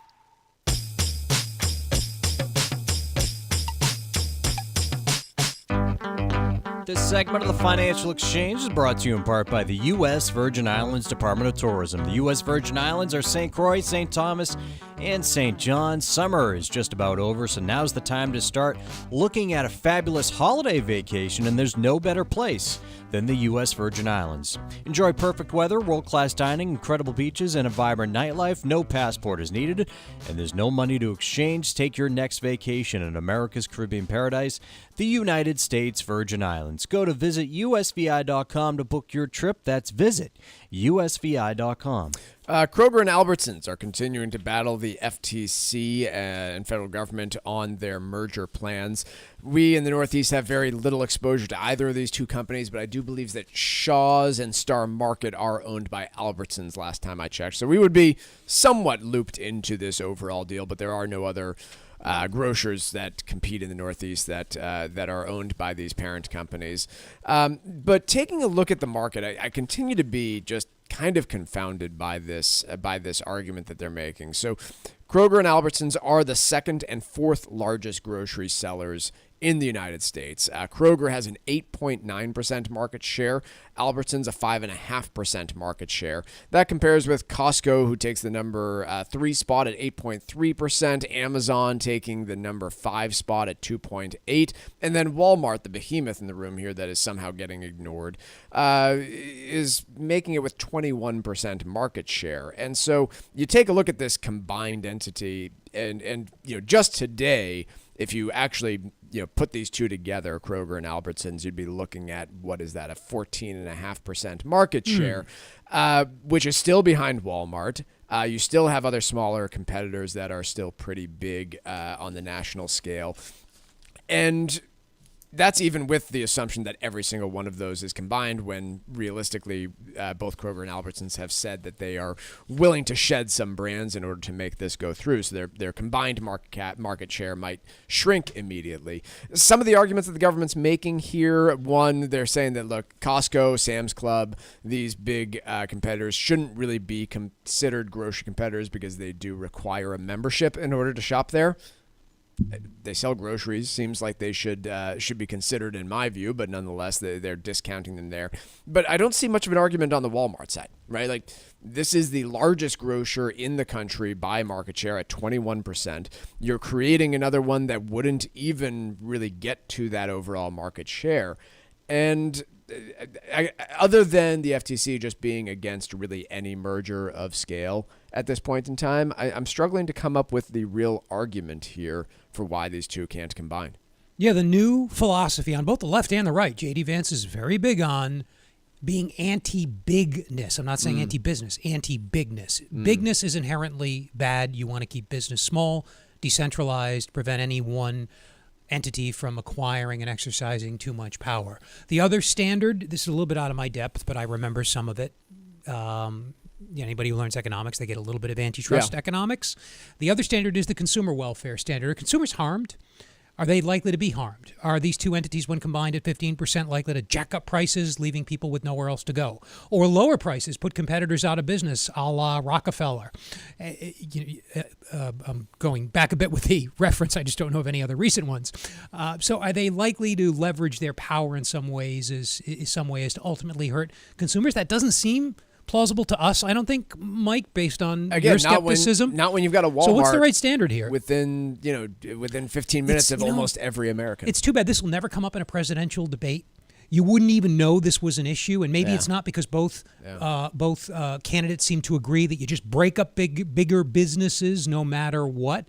But it probably ought to be discussed. We're talking about changes that could have a big impact on welfare due to scale economies that these two entities, if merged, could achieve. I'm going to play devil's advocate for a moment here and just bring up that there's been a few studies, and I can't say I'm the most familiar with them, but the studies that I've seen on food inflation, specifically food at home inflation. Oh, yeah, I know where you're going. Yeah. Outpaced everything else. The blame that has been levied based on the studies that I've seen has not been on food suppliers. It hasn't been the Nestle's and the who are some big food Purdue's of the world that are jacking up their profit margins. If there's going to be a allegation of higher profit margins, you have seen it at the grocery stores. Today, compared to 2019, profit margins at grocery stores are higher than where they were, whereas the same can't be said for food suppliers. And so is there a compelling argument here that, hey, grocery stores, the exact companies that we're trying to break up and compete with them, have been benefactors of the supply shocks and increase in prices over the last few years. And so that would be the only real compelling argument I can come up with as to why this shouldn't go through. But like I said, it seems pretty flimsy. That said, so did the Staples and Office Depot merger that the FTC successfully blocked, saying, look, Amazon's not a true competitor because they don't have storefronts. So is Walmart a true competitor because they also sell tires? I think they are still a grocery store competitor, but I'm not sure the FTC buys it, and we'll see if the judges buy it. That's all I've got. Taking a look around here at markets, we've got still things largely in positive territory, albeit a little bit weaker than where we last covered it. The Dow still up about 102 points, 0.25%. The S&P 500 up 20 points, or about 1/3%, and the Nasdaq up about 120 points, 2/3%. The Russell 2000 having another big day, up 1.8%. And just quickly looking at the yield on the 10-year Treasury, up slightly to 3.64%. Fed Reserve Day tomorrow. We'll be covering all that and more, so tune in for the rest of the week for the Financial Exchange.